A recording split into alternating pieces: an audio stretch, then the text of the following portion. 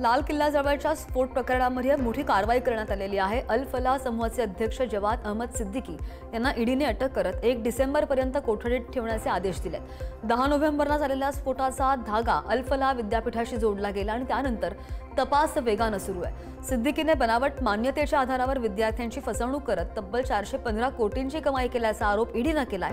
आत्मघातकी हल्ला करणारा डॉक्टर उमर नबी हा याच विद्यापीठाशी संबंधित असल्याची माहिती सुद्धा समोर आली आहे। रेकॉर्ड नष्ट करण्याची शक्यता लक्षात घेऊन ईडीने कोठडीची मागणी केली आहे आणि न्यायालयाने ती मान्यही केली आहे।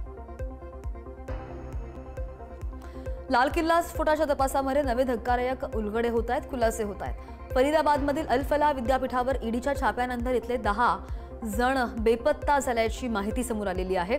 बेपत्ता व्यक्ती विद्यार्थी किंवा कर्मचारी असून त्यांचे फोनसही बंद लागतात। जम्मू काश्मीर आणि हरियाणामधील छापेमारीनंतरच ते गायब झाले असल्याचं सूत्र सांगतात आणि हे सगळे टेरर डॉक्टर मॉड्यूलशी संबंधित असल्याचा संशय सुद्धा तपास संस्थांनी व्यक्त केलाय। दरम्यान लाल किल्ला स्फोटामागे जैश ए मोहम्मदचा हात असल्याची शक्यता वर्तवली जाते, व्यक्त होतीये। पाकिस्तानी ॲप्लिकेशनद्वारे फंडिंगचे पुरावे सुद्धा हाती लागलेले आहेत। आंध्र प्रदेशमधील मारेडुमिल्ली परिसरामध्ये सुरक्षा दलांची झालेल्या चकमकीमध्ये काल 7 नक्षलवाद्यांचा खात्मा झाल्याची माहिती पोलिसांनी दिली आहे। 24 तासांमध्ये नक्षलवाद्यांना बसलेला हा दुसरा मोठा धक्का आहे। ठार झालेल्यांमध्ये मेतुरी जोगराव उर्फ शंकर याचा समावेश असून तो Andhra Odisha border special zone कमिटीसह केंद्रीय समितीचा सदस्य आणि आंध्र ओडिशा बॉर्डर ऑपरेशन्सचा प्रभारी होता। आंध्र प्रदेशच्या अल्लुरी सीतारामाजू जिल्ह्यामध्ये मंगळवारी माडवी हिडमासह 6 नक्षलवादी मारले गेलेले होते। छत्तीसगडमधील राजनांदगाव जिल्ह्यामधील बोतर तलाव भागामध्ये सुरक्षा दल आणि नक्षलवाद्यांमध्ये मोठी चकमक झाली। मध्य प्रदेश आणि छत्तीसगड यांच्यामध्ये संयुक्त कारवाई दरम्यान मध्य प्रदेशमधील बालाघाटचे पोलीस निरीक्षक आशिष शर्मा शहीद झालेले आहेत। चकमकीदरम्यान 6 पेक्षा अधिक सुरक्षा कर्मचारी जखमी झाल्याची माहिती आहे।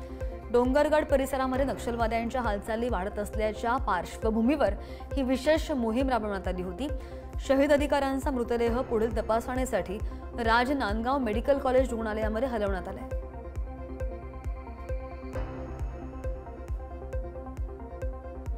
कुख्यात गँगस्टर लॉरेन्स बिश्नोईचा भाऊ अनमोल बिश्नोई अखेर एनआयएच्या जाळ्यामध्ये अडकलाय।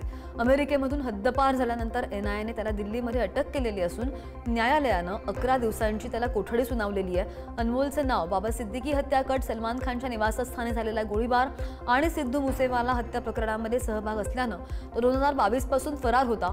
लॉरेन्स बिश्नोई टोळीमधील 19वा अटक केलेला आरोपी अनमोलवर परदेशामधून टोळीच्या दहशतवादी कारवायांचं संचालन, शूटर्सना लॉजिस्टिक सपोर्ट आणि खंडणी वसुलीमध्ये गुंतल्याचा आरोप आहे। एनआयएने त्याच्यावर 10 लाखांचं बक्षीसही जाहीर केलेलं होतं। बंगळुरूमध्ये दिवसाढवळ्या एटीएम कस्टोडियन वाहनावर दरोडा टाकण्यात आलेला आहे। कर्नाटकच्या बंगळुरू शहरामध्ये जयदेव डेर सर्कलजवळ दिवसाढवळ्या एटीएमसाठी रोकड नेणाऱ्या वाहनावर दरोडा पडलेला आहे। यामध्ये सुमारे 7.25 कोटी रुपयांची रक्कम लंपास झालेली आहे। भारत सरकारचं स्टिकर लावलेल्या कारमधून दरोडेखोर आले।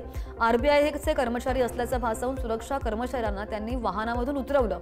चालकासह त्यांनी हे वाहन पळवलं। फ्लायओव्हरवर चालकाला धमकावून पैशांची ट्रक आपल्या गाडीमध्ये घेऊन ते फरार झाले। पोलिसांनी संशयितांची छायाचित्र प्रसिद्ध केलेली आहेत। आरोपींना पकडण्यासाठी सर्व तांत्रिक सेल कार्य करत आहे। पंतप्रधान नरेंद्र मोदी शुक्रवारी दक्षिण आफ्रिकेच्या 3 दिवसीय दौऱ्यासाठी रवाना होतील। ते जोहान्सबर्ग इथं होणाऱ्या 20व्या G20 शिखर परिषदेमध्ये सहभागी होणार आहेत। परराष्ट्र मंत्रालयानं ही माहिती दिली आहे। यावर्षीची G20 बैठक दक्षिण आफ्रिकेमध्ये आयोजित केली गेली आहे। पंतप्रधान मोदी 21 ते 23 दरम्यान दक्षिण आफ्रिकेमध्ये असणार आहेत। ते परराष्ट्र मंत्रालयाच्या म्हणण्यानुसार पंतप्रधान 3 मुख्य सत्रांमध्ये भाषण देतील। परिषदेदरम्यान पंतप्रधान मोदी अनेक देशांच्या नेत्यांसोबत स्वतंत्र बैठका सुद्धा घेणार आहेत।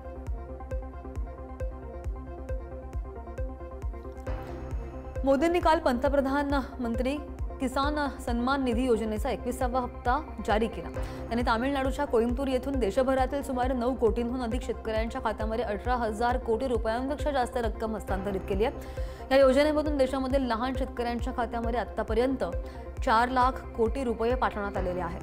शेतकऱ्यांना 10 लाख कोटी रुपयांची मदतही देण्यात आली आहे. तसंच 1 वर्षापूर्वी सरकारनं नैसर्गिक शेतकरी आणि नैसर्गिक शेतीची सुरुवात केली, ज्याच्याशी अनेक शेतकरी जोडले गेलेले आहेत. कर्नाटक आणि केरळमध्ये मल्टीलेअर फार्मिंग सुरू आहे आणि एकाच वेळी नारळ, मिरची आणि इतर पिकंही घेतली जात आहेत. मोदींनी यावेळी असं स्पष्ट केलं.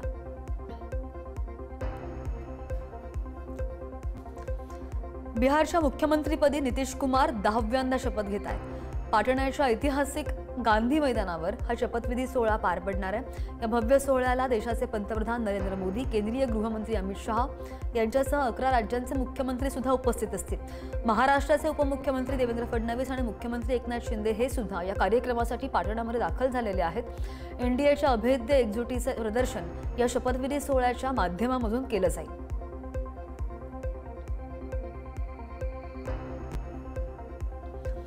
मुख्यमंत्री योगी आदित्यनाथ यांच्या नेतृत्वाखाली राज्यामध्ये दिव्यांग मुलांसाठी विशेष निवासी शाळा सुरू करण्यात आल्या.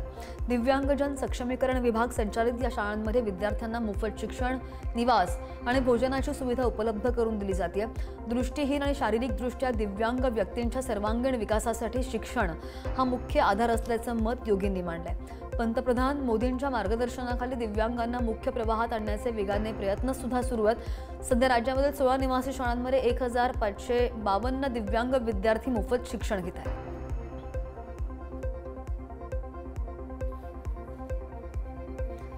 राहुल गांधी आणि काँग्रेस पुन्हा वादाच्या भोवऱ्यामध्ये सापडलेले आहेत. देशामधील 272 प्रतिष्ठित नागरिकांनी, ज्यामध्ये माजी न्यायाधीश, निवृत्त नोकरदार आणि माजी लष्करी अधिकारी यांचा समावेश आहे, या सगळ्यांनी एक खुलं पत्र जाहीर करत काँग्रेसवर निवडणूक आयोगासारख्या महत्त्वाच्या संस्थांना कमकुवत करण्याचा आरोप केलाय. या नेत्यांच्या विधानांवर कठोर निषेध नोंदवत हे पत्र सध्या देशभरामध्ये चर्चेचा विषय ठरत आहे. आगामी राजकीय घडामोडींच्या पार्श्वभूमीवर या पत्रामुळे नव्या वादळाची चाहूल लागली आहे.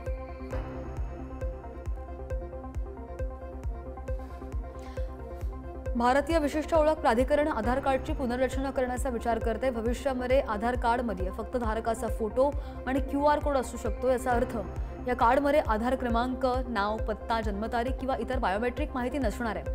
आधार कार्डच्या प्रतींचा गैरवापर रोखण्यासाठी नवीन नियम विकसित केले जात आहेत, असं सुद्धा UIDAIचे CEO भुवनेश कुमार यांनी एका ऑनलाईन परिषदेमध्ये सांगितलं. आणि आता यानंतर तुमच्या आधार कार्डची छायाप्रत पाहिल्यानंतर किंवा सबमिट केल्यानंतरही तुमची माहिती इतर कोणत्याही व्यक्ती, संस्था, कार्यालय किंवा कंपनीला दिली जाणार नाहीये.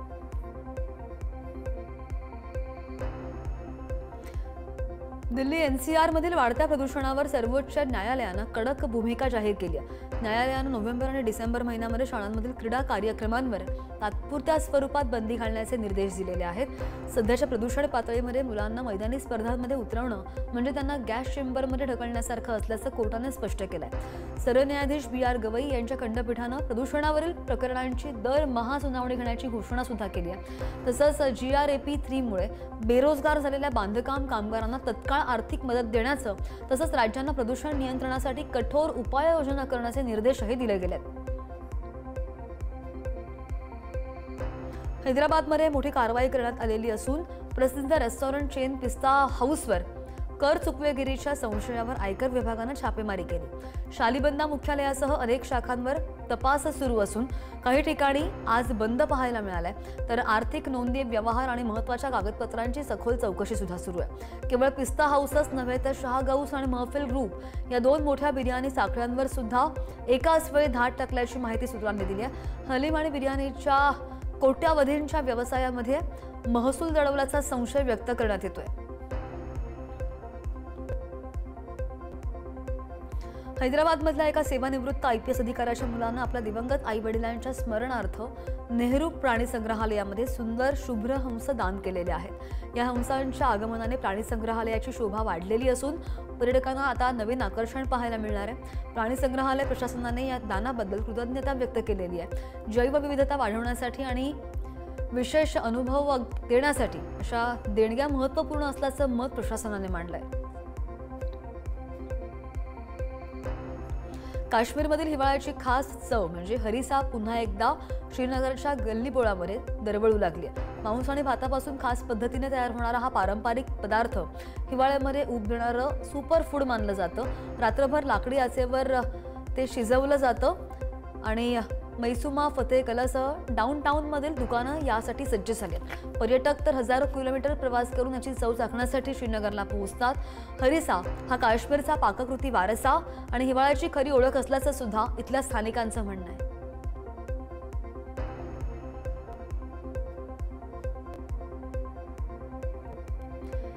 रशिया भारताला सुखोई Su-57 स्टेल्थ लढाऊ विमान देण्यास तयार झालाय। या लढाऊ विमानांचं तंत्रज्ञानही कोणत्याही अटीशिवाय हस्तांतरित करतील अशी माहिती रशियन कंपनी रॉस्टेकचे CEO सर्गेई यांनी दिली आहे। रशियन Su-57 जेस्ट्रा अमेरिकेच्या A-35 विमानांना टक्कर देणारं मानलं जात आहे। Su-57 प्रमाणेच A-35 हे देखील 5व्या पिढीचं लढाऊ विमान आहे। अमेरिका बऱ्याच काळापासून भारताला F-35 विकण्यास इच्छुक आहे। रशियाकडून हे आश्वासन अशा वेळी आलंय जेव्हा भारताचे परराष्ट्र मंत्री एस जयशंकर यांनी नुकतीच मॉस्कोमध्ये राष्ट्राध्यक्ष व्लादिमीर पुतीन यांची भेट घेतली होती। गेल्या महिन्यामध्ये तालिबान सरकारचे परराष्ट्र मंत्री आमिर खान मुक्ताकी यांनी भारताला भेट दिली आहे आणि या भेटीनंतर अफगाणिस्तानचे उद्योग आणि वाणिज्य मंत्री अलहाज नुरुद्दीन 5 दिवसांच्या भारत दौऱ्यावर आहेत। त्यांनी दिल्लीमधील इंडिया इंटरनॅशनल ट्रेड फेअरपासून दौरा सुरू केलेला होता आणि दिल्लीमधील भारत मंडपम इथं इंडिया ट्रेड प्रमोशन ऑर्गनायझेशनचे MD नीरज खरवाल यांनी त्यांचं स्वागत केलं। 2021 नंतर पहिल्यांदाच अफगाणिस्तानच्या मंत्र्यांनी ITPO कार्यक्रमाला हजेरी लावलेली होती। व्यापार मेळ्यामध्ये अझीझी यांनी अफगाण स्टॉल्सना सुद्धा भेट दिली आहे।